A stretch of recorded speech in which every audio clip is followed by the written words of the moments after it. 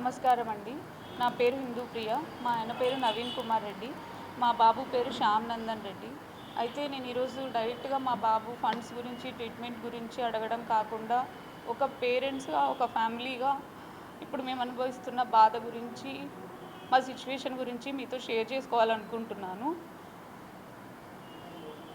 ఒక 1.5 మాది combined family అండి. మా మా ఆయన, మా అత్త, మామ, మా ఆయన తమ్ముడు అందరం కలిసే ఉంటాము. వాళ్ళకి ఒక చిన్న పాప, మాకి ఫస్ట్ ఒక పాప, తర్వాత బాబు.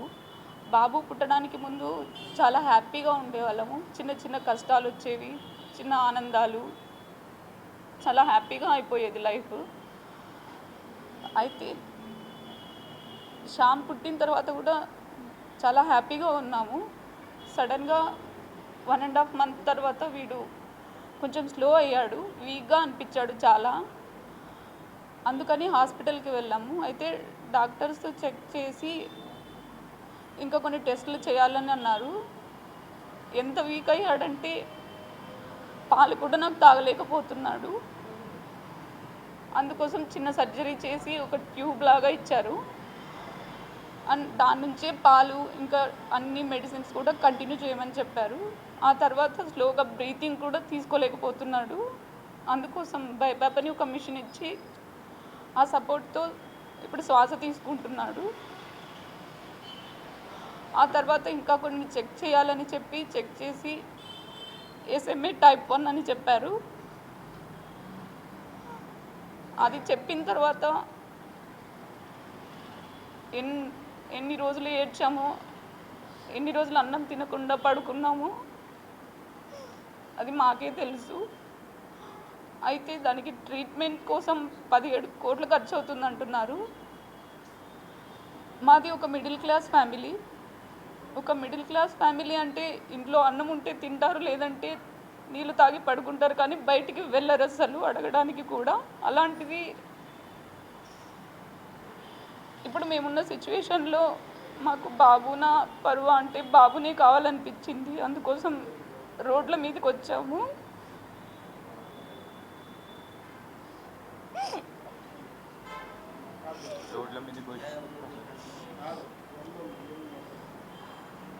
చెప్తాను.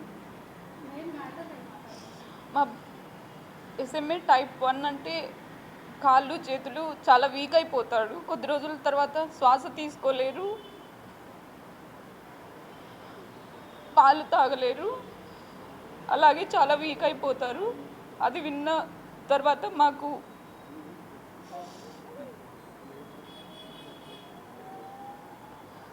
బ్రతకాలో లేదో కూడా అర్థం కాలేదు. అందులోనూ దీనికి ట్రీట్మెంట్ కాస్ట్ 17 కోట్లు అంటున్నారు. అది ఒక మిడిల్ క్లాస్ ఫ్యామిలీకి మేము మొత్తం అమ్మేసిన, లైఫ్ లాంగ్ కష్టపడినా, లోన్లు తీసుకొని పెట్టుకున్నా అది మా వల్ల అవ్వదు. అందుకోసమని ఇలాగా క్రౌడ్ ఫండింగ్ ద్వారా బయటకు వచ్చాము. అయితే ఈ టైంలో మేము అనుభవిస్తున్న బాధ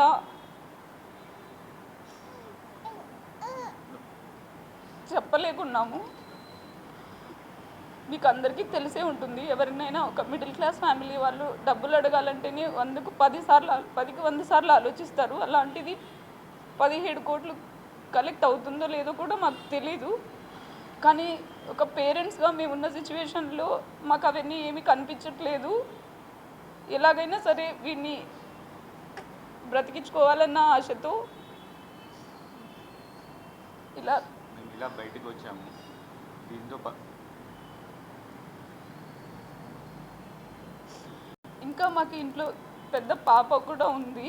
ఆ పాపను కూడా ఇంట్లో వదిలేసాము.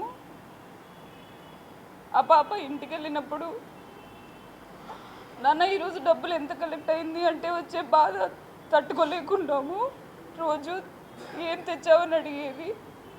ఇప్పుడు డబ్బులు ఎంత వచ్చిందని అడుగుతుంది.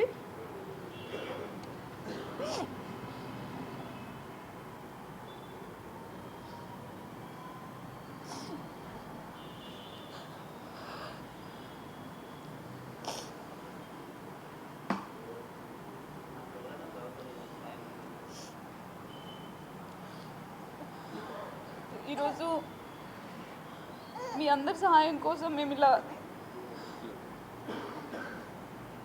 అడగడానికి వచ్చాము.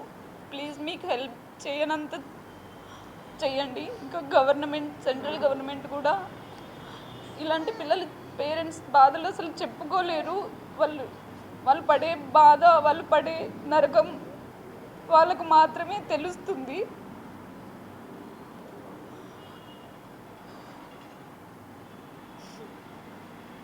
వాడిని చూసినప్పుడు అంత కనెక్ట్ అవుతుందా అవ్వదా అన్న భయం, ఎలాగైనా బతికించుకోవాలన్న బాధ.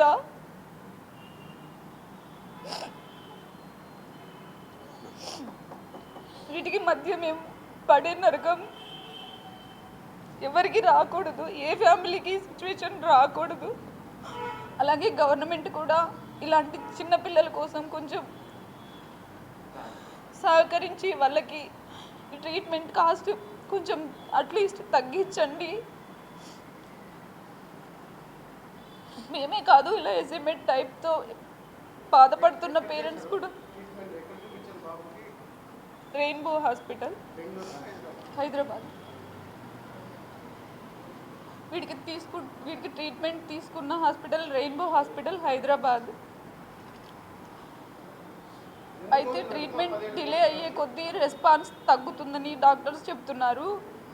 అందుకు మాకు టైం కూడా ఎక్కువ లేదు. ఎంత తొందరగా వీలైతే అంత తొందరగా ఇంజెక్షన్ వేయచ్చు అని చెప్తున్నారు. ఆ ఇంజెక్షన్ కూడా మన దేశంలో అవైలబుల్లో లేదు. యుఎస్ నుంచి ఇంపోర్ట్ చేసుకొని మరీ తెచ్చుకోవాలి.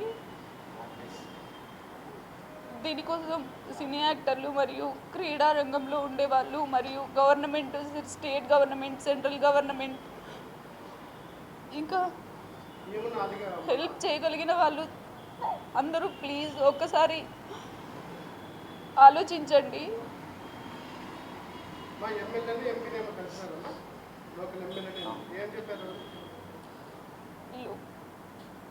ఎమ్మెల్యే అస్మిత్ రెడ్డి సార్ని కలిసాము. అస్మిత్ రెడ్డి సార్ కలిసి నారా లోకేష్ సార్కి లెటర్ హెడ్ ఇచ్చాను. నేను కూడా పర్సనల్గా ఫాలో అప్ అవుతాను అనేసి చెప్పారు.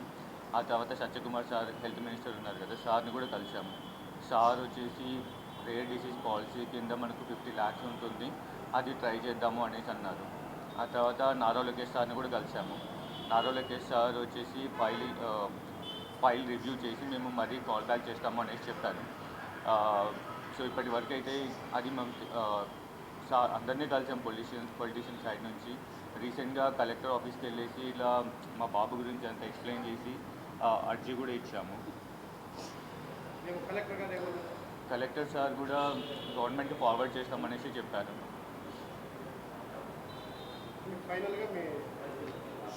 ఇంకా ఇన్ఫ్లుయెన్సర్లు, పత్రిక, ప్రెస్ మీట్లు వీళ్ళే మాకు ఒక దేవుళ్ళలాగా కనిపిస్తున్నారు. వాళ్ళు చేసే సాయం నిజంగా లైఫ్లో మర్చిపోలేము. ఎందుకంటే యూట్యూబర్స్ అనంతపూర్లో ఉన్న యూట్యూబర్స్ అందరూ కలిసి, ఎస్పెషల్లీ డిస్కవరీ 85 అనంతపూర్ సార్ వాళ్ళు, అనిల్ సార్ వాళ్ళు, రష్ వాళ్ళు, నవాజ్, వీళ్ళ పేరున అందరూ ధన్యవాదములు. చాలా అంటే చాలా హెల్ప్ చేస్తున్నారు బాబు కోసం. వాళ్ళ పర్సనల్ బాబు అని ఫీల్ అయ్యేసి అందరూ ముందుకు వచ్చేసి బాగా హెల్ప్ చేస్తున్నారు. అలాగే పొద్దున్న డేవిడ్ సార్ ఫోన్ చేశారు. ఫోన్ చేసి బాబు కోసం కదా మేమందరూ కూడా మీ వెనకాల ఉన్నాము, మేము కూడా మీకు హెల్ప్ చేస్తాము అనేసి చెప్పారు. అందరికీ పత్రికా ప్రతినిధులందరికీ కూడా చాలా చాలా ధన్యవాదాలు. అందరికీ మా నుంచి ఒకే ఒక్క కోరిక, ప్లీజ్ మీరు చేయగలిగినంత సాయం చేయండి. లేదంటే చేయగలిగిన వాళ్ళకు షేర్ అయ్యేలా, ఇది రీచ్ అయ్యేలాగా హెల్ప్ చేయండి.